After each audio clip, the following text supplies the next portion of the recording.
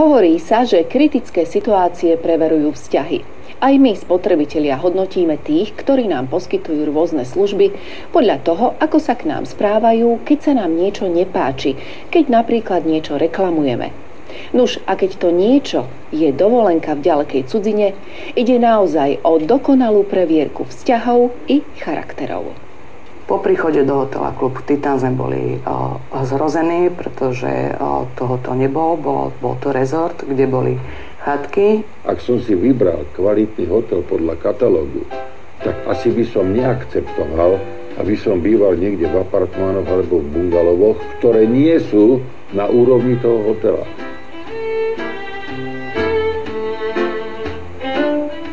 Pani Romanovská si v júni minulého roka kúpila 2 dní pred odletom letecký zájazd do Turecka v ponuke Ultra Last Minute. Mala bývať v hoteli v stredisku Alania nedaleko známej Kleopatrinej pláže. Spolu s ďalším párom sa tešili na 2 dvojlôžkové izby so službami All Inclusive.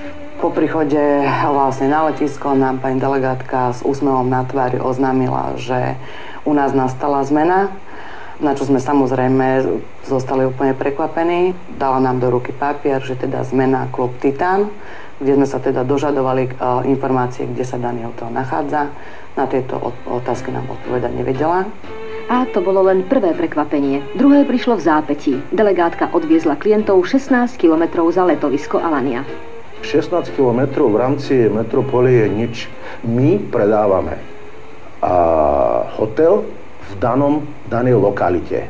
Lokalita je Alania. My nepredávame danú ulicu alebo danú konkrétnu adresu. A my na základe toho, ako cestovná kancelária, sme splnili naše povinnosti. Hotel 4-hviezdičkový v lokalite Alania.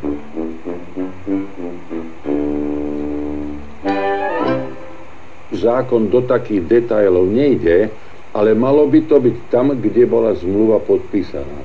Čiže nemal by ten hotel byť x kilometrov vzdialený v nejakej inej časti destinácie, lebo ten klient si vybral hotel nielen hotel ako objekt, ale vybral si ho aj pre služby, ktoré sú spojené s tým hotelom.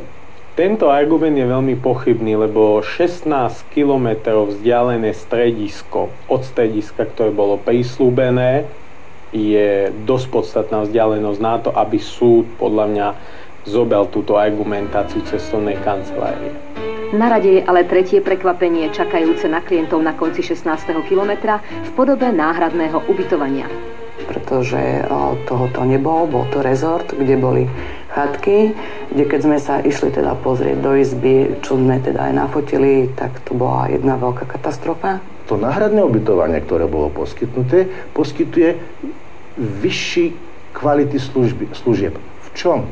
To, že klub hotel, to znamená, že to pre uzatvorenú spoločnosť, kde majú vlastnú pláž, kde sú obsluhovaní animačnými týmmi, to znamená, že tá úroveň týchto služieb je vyššia. Bolo to poskytnuté bez požadovania na doplatok. Nakoľko my sme mladí ľudia, chceli sme si užiť dovolenku, nechceli sme byť na periférii, kde široko ďaleko nebolo absolútne nič. Problém, na ktorý asi ani delegátka nezabudne. Klienti odmietli náhradné ubytovanie s tým, že nie je adekvátne tomu, čo si kúpili. V tom prípade sa môžu dohodnúť a cestovná kancelária uhradí ten rozdiel v kvalite oproti pôvodnej zmluve.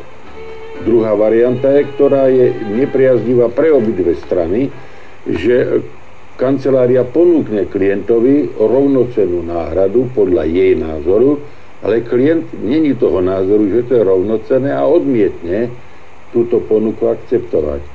A bude žiadať cestovnú kanceláriu, aby ho vrátila naspäť domov. Tá povinnosť je vyplýva zo zákona. Túto možnosť zavrhli obe strany ako nerealizovateľnú. Vybaviť lietadlo do vlasti bolo isto ťažšie, než nájsť iný hotel, nie apartmán. Po nejakých 2 hodinách, kde sme už vlastne sedeli na kufroch na ulici, zo zúfalstva som volala na striedačku do cestovnej kancelárie na Slovensko. Potom sme volali 2-krát na veľvyslanectvo Slovenskej republiky v Turecku. Zákon je káže, aby klientovi ponúkla rovnocennú náhradu, prípadne náhradu vyššej kvality. Cestovná kancelária trvá na tom, že náhradné ubytovanie bolo adekvátne tomu kúpenému, ale klienti sú presvedčení, že to ubytovanie adekvátne nebolo. Tak sa na to pozrime objektívne, nezávisle. Toto je hotel, ktorý si kúpili pani Rumanovská s priateľmi, a toto je náhradné klubové zariadenie.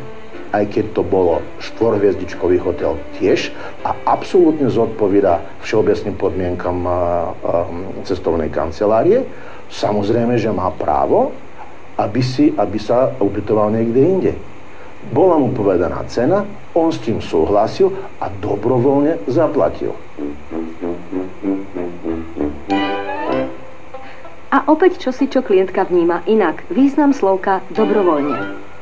Po už takmer viac ako 8 hodinách cesty z letiska plus čakania na kufroch na ulici, kde bolo asi 40 stupňov, bez vody, bez jedla, bez ničoho, sme teda pristúpili na možnosť, že si teda doplatíme v hotovosti, keďže odmietli platbu kartou, v hotovosti 400 eur na jednu dvojizbovú izbu, čiže sme zaplatili 2 páry 800 eur. Diváčka už ani na mieste nemusela platiť tých 800 eur, lebo bola vo výnimočnej situácii a je len zodpovednosť cestovnej kancelárie, aby riešila vadu, ktorú spôsobila. To, že ich však zaplatila, neznamená, že by sa s cestovnou kanceláriou nejako dohodla alebo uznala, že tá vada nevznikla. Týchto 800 eur môže si vymáhať na súde z titulu bezdôvodného obohatenia. Klientka si všetko nafotila, spísala v letovisku s delegátkou reklamáciu a po návrate z dovolenky napísala ďalšiu, kde žiadala vrátiť podľa nej neoprávnene vyžiadaných 800 eur. Reakcia bola zo strany cestovnej kancelárie taká, že na dané nemáme nárok, nakoľko nám zabezpečili ubytovanie v rovnakej kvalite, ako sme mali predplatené. Že ak by sme teda zostali tam ubytovaní, tak by sme nedoplácali nič. Nuž, 4 hviezdičky nie sú vždy 4 hviezdičky a apartmány nikdy nebudú hotelom, aj keď každá strana má iný názor. Pani Rumanovská napísala do kancelárie celkom 3 reklamácie a vždy s rovnakou odpoveďou. Zdá sa, že komunikáciu posunie jedine súd.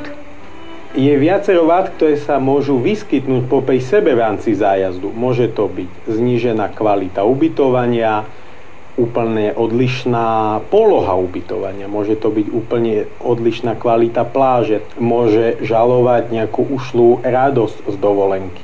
To všetko sú parciálne vady, to je nakoniec spotrebiteľ môže v jednej žalobe žalovať. A naše súdy, keď príde deň D, sa môžu inšpirovať tzv. Frankfurtskými tabuľkami, kde nájdú spísané sťažnosti nemeckých cestovateľov i rozhodnutia súdov o ich odškodnení. Ak nie, musia sa spoľahnúť na zákonný a rozumný úsudok sudcu. Nie je to riskantné? V praxi sa ukazuje, že tí spotrebitelia, ktorí majú dosť dôkazov a zažalujú cestovnú kanceláriu, sú úspešní. Na záver príde vhod na odľahčenie rada generálneho riaditeľa cestovnej kancelárie, ktorej názov si neželal v reportáži uvádzať. Dovolenka je čas užívať si a oddychovať a netreba sa sústrediť, pokiaľ náhodou vznikne problém, na to, že ako ten presný problém vypadá, ale ako ho vyriešiť a potom si v pohode užiť dovolenku. To je všetko.